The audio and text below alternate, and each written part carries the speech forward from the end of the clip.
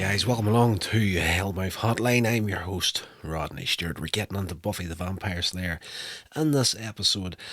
We're coming up towards the end of season 4 and our little chats here about the series. Episode 21, entitled Primeval. And this locks out pretty much the Adam storyline.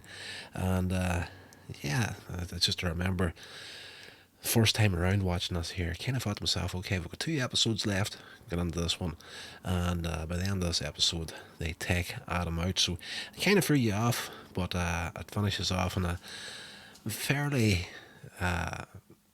satisfying way with the final episode. Anyway, at the end of the last episode, of course, Spike and Adam had managed to get their plan into action and rip Buffy and her friends apart, and we pick up straight after the events of the prior episode. Buffy searching for Riley at the high school ruins, not realising he's paid a visit to Adam's lair against his wishes. While referring to Riley as his brother, Adam explains that Professor Walsh had implanted a behaviour modifier chip in Riley's chest and that he has activated it. Riley professes his intent to stop Adam. Adam just tells Riley to sit down, and he dutifully does that. Adam continues to explain that Professor Walsh had planned for them to be part of the master race, and it's better for both demons and humans if they work together. Interesting. I didn't see that coming at the end of the last episode, to be fair. Spike enters at this point, demanding that the behaviour modification chip in his head be removed, but Adam tells him that he must draw Buffy into the initiative before he has met his part of the bargain. His plan to have Buffy kill as many demons as possible before he kills her. He wants her to... that's all part of his plan, having all these demons on the initiative. And this is to wear her out, and by the time she's finished fighting through them, she'll be easier killed for Adam. He's very, very much efficient in his plans of what he's planned to do here. Spike boasts that he has separated Buffy from her friends. Now it's just a case of waiting until Willow decodes the discs and passes on the information to her. Just then, the flaw in the plan is pointed out by Adam. Well, Adam pretty much looks at him and Spike says, I think I've found a flaw in the plan here. How's Willow going to pass on the information when she and Buffy aren't talking? Spike, knowing that his mistake had cost him his chance to get the chip out of his head, quickly gets out of there to fix the hole in the plan. Cut over to Giles' house. He's woke up with a hangover. Willow and Tara, they show up to the door to pick up her laptop and the discs. Willow shares an awkward moment with a hungover Giles after the whole spat between the whole group the night before. Just an awkward moment of all the truths that came out, and Giles been all prim and proper and whatnot. It's a I don't know how you would explain this in a way that's not going to be offensive to people these days, but back in the 90s, as I said in the prior episode, the whole gay relationship thing was still a little bit taboo back then. So Buffy the Vampire Slayer broke major ground when it came to that. And you've got this character of Giles who's, your run-of-the-mill English man, middle-aged at that point, old schools as they come, so he feels a little bit awkward in this moment. And of course, so does Willow, but they have their moment. She gets the laptop and they leave. Xander, he is sitting alone in his dorm room. Well, there's a moment with Buffy. She's in the dorm room after not fighting Riley, and she's having a moment of reflection of her friends and what she said to them the night before and whatnot. And for a moment she picks up the phone to call someone, but she puts it back down again. So Anya arrives over at Xander's apartment to find him still in bed. He's depressed as well about what happened the night before, the whole argument thing. And she tells him that it doesn't matter what her friends think. She believes him to be a good person and declares her love for him. Cut over to Buffy. She's gone back to the cave where Adam had killed Forrest. Finds Adam's lair, but no sign of Adam. Adam, meanwhile, leads Riley into a secret area of the initiative, and Riley's shocked to see a reanimated Professor Walsh and Dr. Engelman operating the body in the corner. Whole big secret lab. Just as Adam assures Riley that his fate is much greater than Walsh's and Engelman's, Forrest sits up on the operating table, brought back to life with the body of a yellow demon. Only his human face remains. Forrest is now completely loyal to Adam and declares he's looking forward to using his new powers against Buffy. Back over at the caves, Buffy runs into Spike, who inquires about the information in the discs that he gave them. Buffy tells him that they haven't been decoded, and Spike tells her that even though they have had a falling out, they should still concentrate on decoding the discs. He's trying his best to get them back in talking terms now, to get his own fat out of the flames, essentially. Buffy begins to put things together. Meanwhile, Willow's getting closer to decoding the discs, and Tara's dormant when the discs begin decoding themselves, throwing out the information about 314 Project. Soon after that, Buffy gets hold of Willow, Giles and Xander to meet in the middle of the Sunnydale campus. Anya and Tara, after the previous argument, decide to stay out of the way of this, and Buffy explains to them that Spike instigated their battle of words by spreading rumours to each of them individually. So Giles feels so damn stupid at this point. So they manage to bury the hatchet at this point, and there's still clearly bad feelings in the air. But Buffy figures out that Adam was planning on releasing demons into the initiative to kill the soldiers, then using Spike to lure her in to kill the demons, leaving him with hundreds of parts for which to build a new race of human/demon hybrids.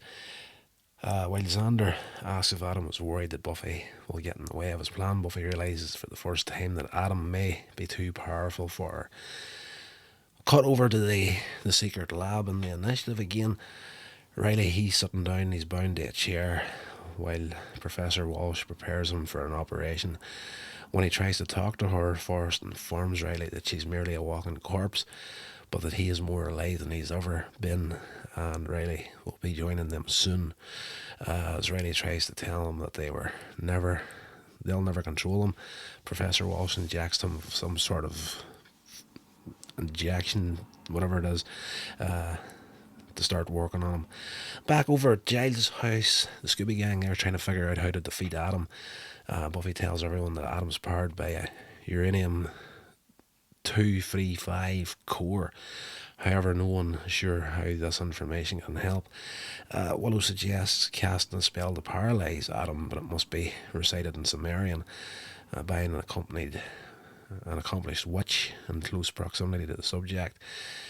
Xander sarcastically surmises that they need to combine with Buffy, and that she'd have the Slayer strength and the speed and the magic and expertise of Willow and the linguistic skills of Giles. And much to his surprise, he kind of jokes there that, Mr. Obvious sort of thing, full of good ideas. Giles tells him that's actually a very good idea. While they break into the Lowell house, the frat house above the initiative, Giles explains to Buffy and Xander and Willow that while joining the spell is powerful enough to defeat Adam, is also very dangerous.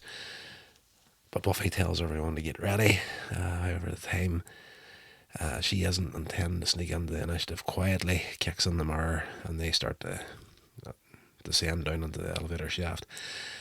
We do have a moment in the elevator shaft between Buffy and Willow where they finally have a heart-to-heart as they're like abseiling down the inside of this thing, and it's your usual mushy sort of, I'm sorry, I kept secrets, and we weren't talking, and let's promise never to not talk again sort of thing. So they start hugging, and while they're abseiling down the inside of this elevator shaft, and then they kind of lose their grip and start falling, but they're only a few feet from the bottom. At which point Xander comes down, joins them in the bottom, and they're having their Buffy and Willow are having their lovely kissy huggy moment. Hatchet had been well buried, and then of course they group hug him, and he's like, "We're all going to die, aren't we?"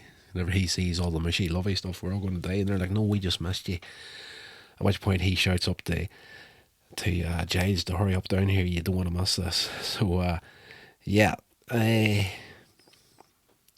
just they're coming in towards the final fight now in the episode, and it's just they're all on the same note as they get to the bottom of the elevator. As they break open the elevator to get out, they're caught by the army. Adam and Spike watch Buffy and the gang being escorted through the halls of the Initiative by soldiers on the security camera feed. While Spike thinks that it's mere seconds from getting his chip out, Adam is angry to see that Buffy's friends are still with her.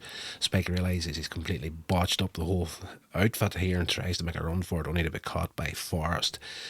The new demon Forrest.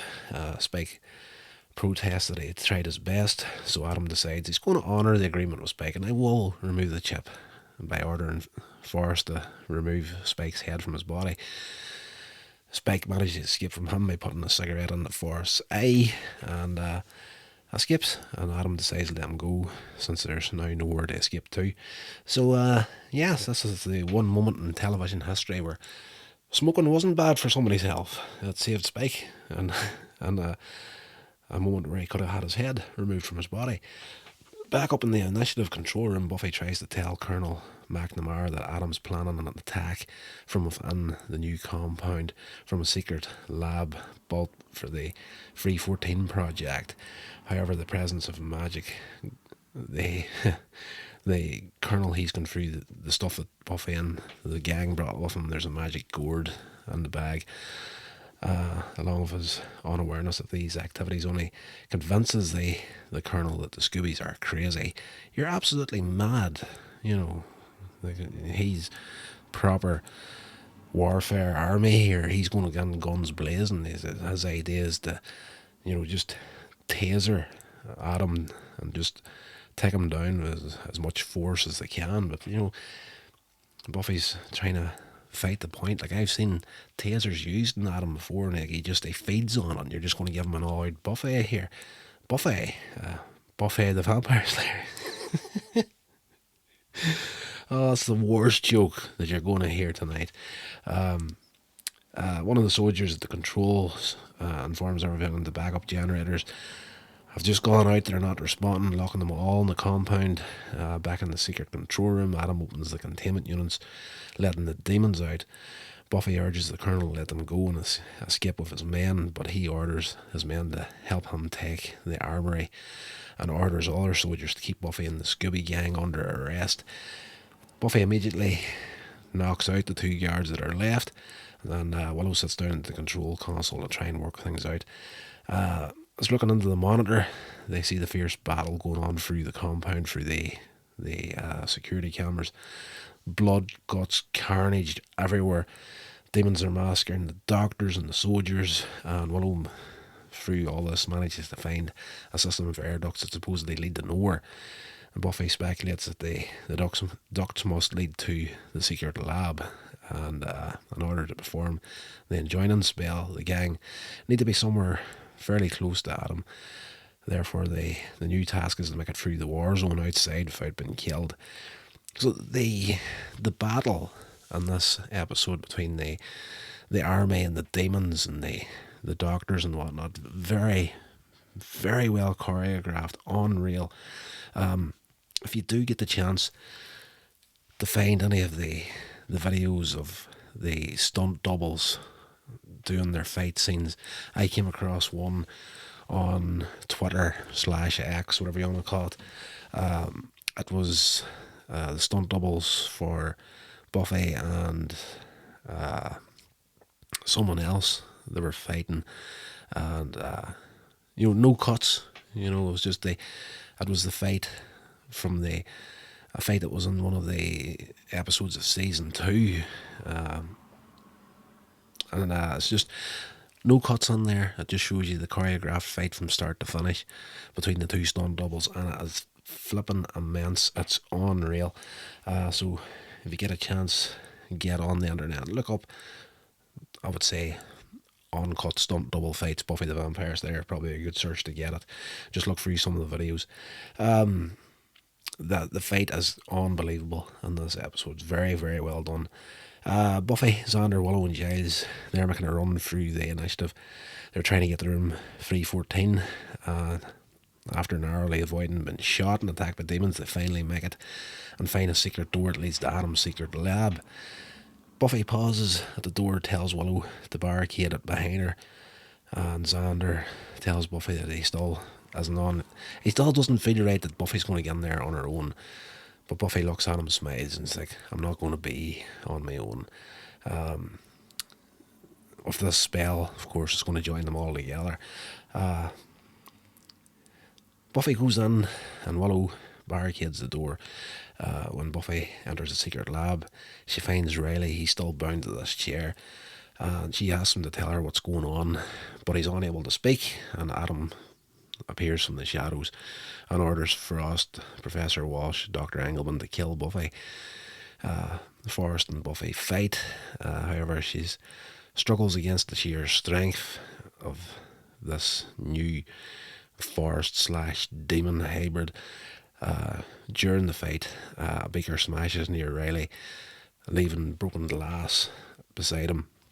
Buffy's eventually grabbed from behind by Forrest as Walsh approaches with a saw to cut her down.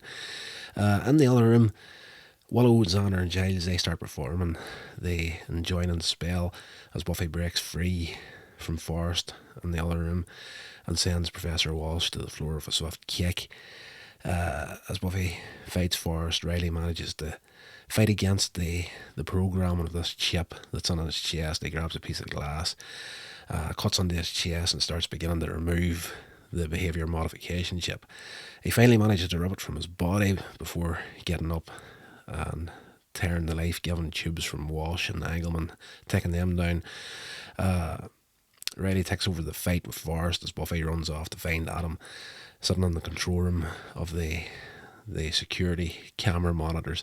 The two of them start to fight and Buffy manages to break Adam's big skewer arm. He's got this blade from one of his demon implants that just comes out of his left arm, and she breaks it straight away, and his right arm then transforms into this like Gatling gun, would you call it? You know, it's like one of these like chain gun things. Buffy dives behind one of the consoles as he's firing at her. We cut over to Giles, Willow and Xander. They're completing the spells, and the powers rush into Buffy. Just as Adam blows up the console using like a grenade launcher that's part of his new transformer arm. But Buffy rises up from the rubble. She's got these yellow eyes now, and she's speaking Sumerian. Adam doesn't know what to do at this point. He sends a long burst of machine gun fire at Buffy, but the bullets dissolve just inches from her. You know, real flipping Matrix shit here. Yeah, this is causing Adam to begin to show a good bit of concern. Back over with Riley and Forrest. They're continuing the fight there. Forrest grabs a hydrogen tank, raises it above his head near a broken power line to hit Riley with it. Riley sees what's going to happen. He ducks behind an operating table to shield himself from the upcoming blast. The hydrogen gas ignites, and that Forrest is blown into just bits and pieces of him. There's next to near nothing left after this explosion. Back over in the control room, Buffy uses the combined powers of the Scooby Gang to ward off Adam's attacks, and Adam finally starts to fear. Buffy collapses Adam's transforming arm back into the hand that he had, and with a blistering display of power, gives Adam a swift hammering that he's never going to forget and forces him against the wall. She then tells him that he can never grasp the source of her power. She then punches her fist right into his stomach, through his, just above his stomach and below his chest, and pulls out the uranium power supply.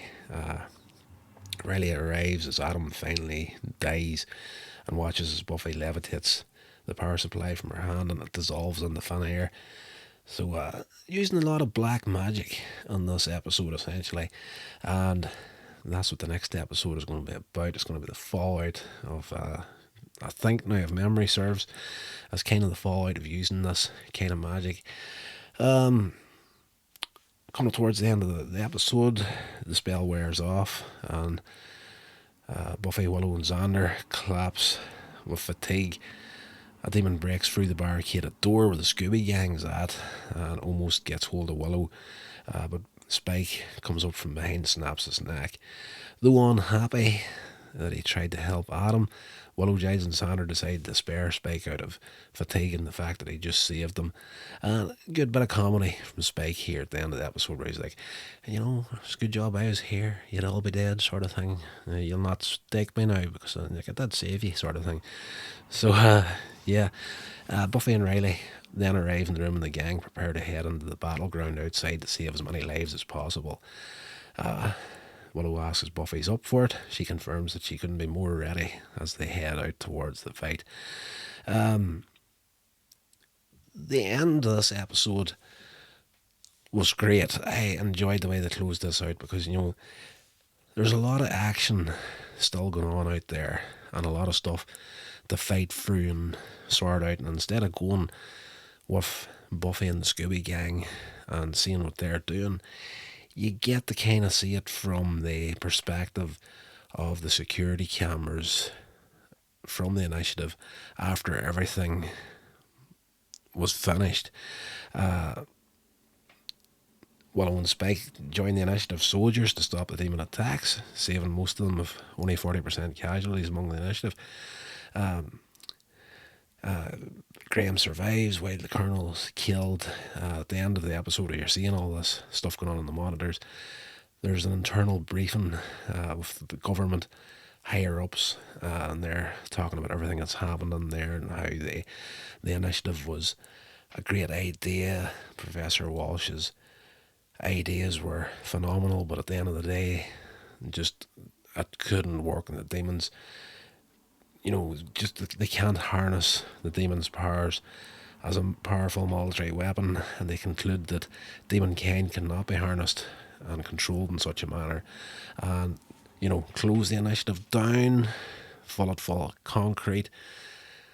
It's never going to be talked about again. We'll keep an eye on the people that, you know, talking about Buffy and the Scooby Gang, the civvies that were in there that actually saved the rest of the soldiers. We'll keep an eye on them and make sure they don't disclose anything if they go public. Then we'll step in then, but I don't think they will. Great finish to the episode. I was just trying to look up other things there about this episode. I'm not 100% sure here. I should really look up this shit before I get into this, but we do have like a zombie version of Professor Walsh in here, but I do believe that it's not the same woman that's doing the acting in this episode. Let me see. I remember reading that somewhere. Forgive me if I'm wrong. I'm wrong, and if I'm right, that's unreal that I have managed to keep that little bit of useless information in my head for the better part of 30 years at this point. Let me see, there's deleted scenes. A deleted scene, Willow and Tara discuss Willow's computer hacking skills. Willow, I'm scaring you now. Huh? Willow says, a little, in a good way. That's like a different kind of magic. But anyway, let's see. Let me see there. Well, here's something I've just found. Goofs. During the scene where Xander is lying in bed naked, the length of the sheet covering him changes between shots throughout the scene. And a fighting scene between Forrest and Riley. Riley gets thrown over a table, and the next shot you can see it is chest. You can see the chest belt under his shirt, the thing with the wire to pull him back in the next shot. So yeah, you're going to find this here stuff, and these sorts of action sequences. You can't be perfect with it.